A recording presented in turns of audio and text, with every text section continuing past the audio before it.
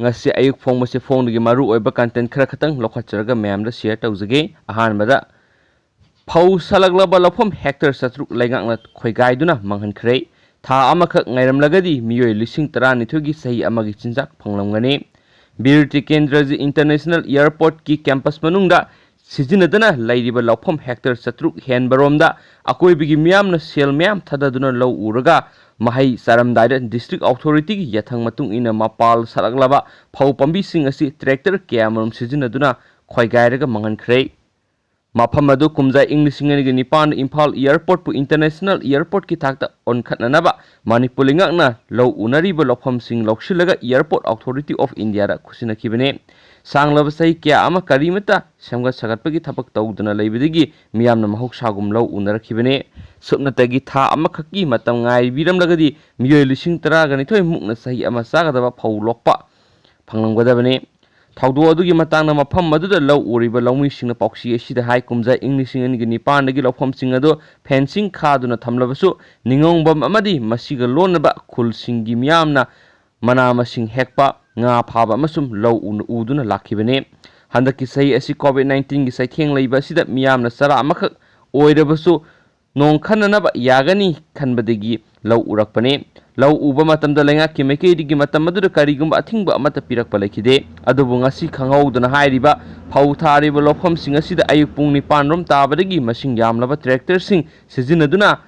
mapal Satlaklaba phau pambi sing khoigaiduna manghan takhanbagi thabak sathaba horakibane laumi kharana pauksi asidai mafam adu khunja singgi oidre haba khangi adubo puk thananabagi damak tangai phadaba law uraga leiriba mafam adu sai asidagi natragna tha asidagi law uba changlagano thabak hauragani haibana singba mangjolona haibiramlagadi law ubra changkiba senpham lupa crore ama romgi senpham mangkibasi kanmangamrangani masigi su mathakta phau mapal Satlaklaba matamda hektamak Leingakna mang takhan bahaibasi yamna tawhoidaba thawdo amane masigi minungsi heitabagi thawdo adu mafamdugi miyamna kaidongoi su kauroi hiramasigi matangna pau khara phanglakpada DC unaduna masi matam khara ngaibinaba haijanaba honabada DC unabagi matam pirakhide ngasisu DC mafam aduda laklamki haina tai adubu miyam unanabagi khudong chabadi piramkhide haina lawmi singna pauksi sida phongdorakhi makhogi laupham sing manghan takhanba aduda thamoi soklaba lawmi singna irang horakhi laupham sing aduda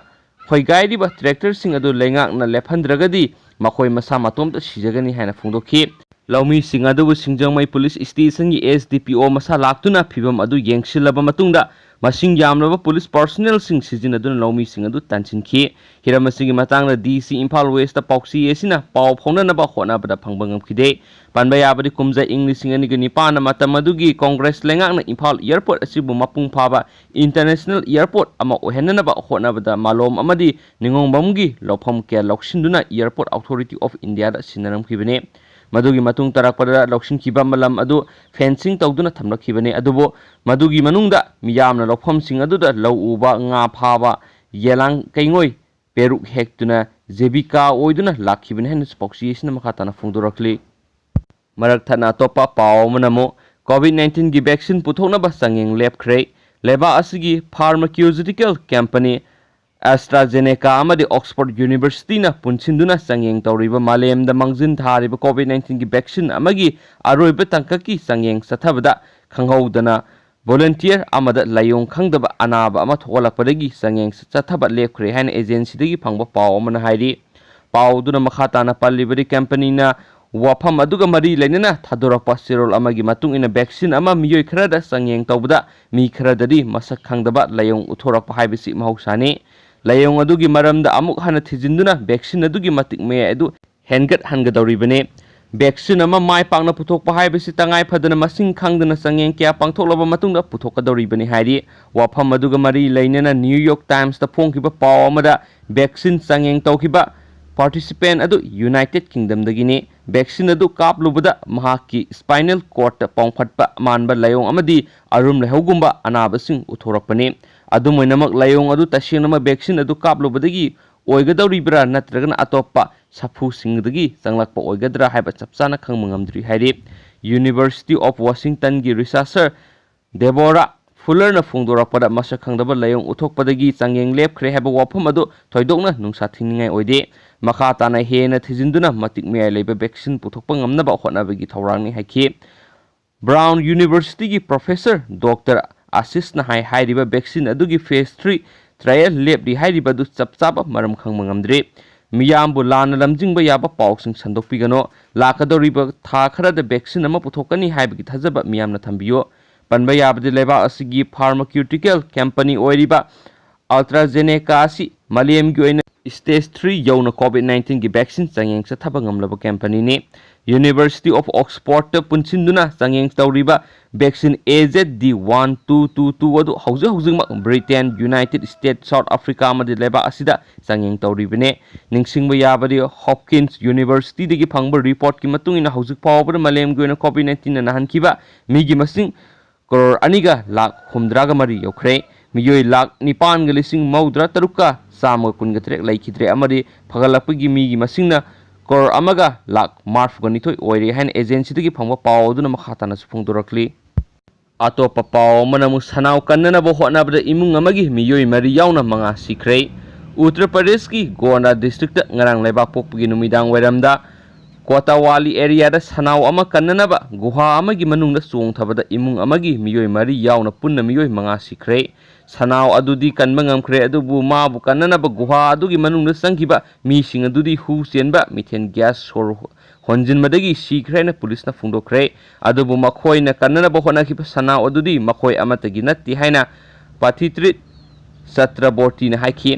Uttar Pradesh ki chief minister Yogi Adityanath na miyoi manga aduna sikhiba aduda awaba masum nungaitaba phungdokre amasum awaba tahoraba imung amamamda lupa lakh ani gi ex gracier pina balak thokre sanau kannanaba guhada chongthabada sikhra badudi Maharanja area gi Beber sei taraga nipan Dinesh sei kuntra Ravi Shankar sei kuntra ga taru Vishnu Dayal sei kuntra ga manga amasum Baduwa tarhargi Manu Saini sei kuntra ga manga ni Dinesh amasum Ravi Shankar di masin manaune amasum makhoi ani khakna imung pugi puksak talibane makhoi bukanna bo hona bada Manu Siki hen spokesperson khatarakli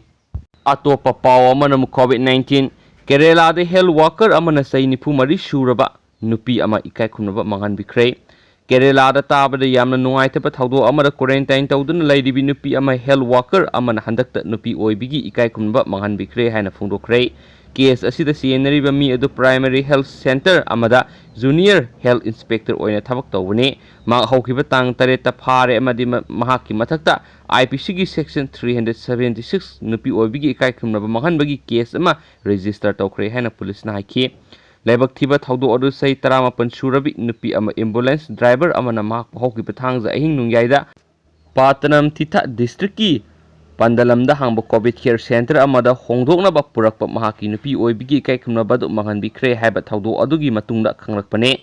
Pangore police station gi manaktagi police officer amana hai sei nifu mari surabi nupi edo Malapuramda leiba home nurse amada thabak tawbine mahakna handakta Kolatupu sanda leiba mayumda halakpane amadi mahakpu health inspector aduna quarantine tawnaba khanki mahak intelligence test tawbada negative oiki amadi nupa aduna mahakpu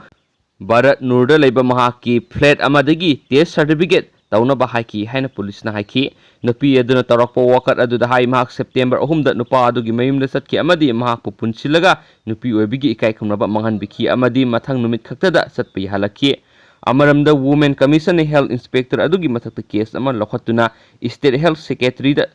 nupa adugi mathakta disciplinary action lokhatnaba khankhre thawdo adu condemn tawraduna State Assembly gi opposition leader Ramesh Siniltalana hai State asida nupi ani namja namthik nakhibagi thawdo adu ikai ningai ni hena spokesperson makha tarakli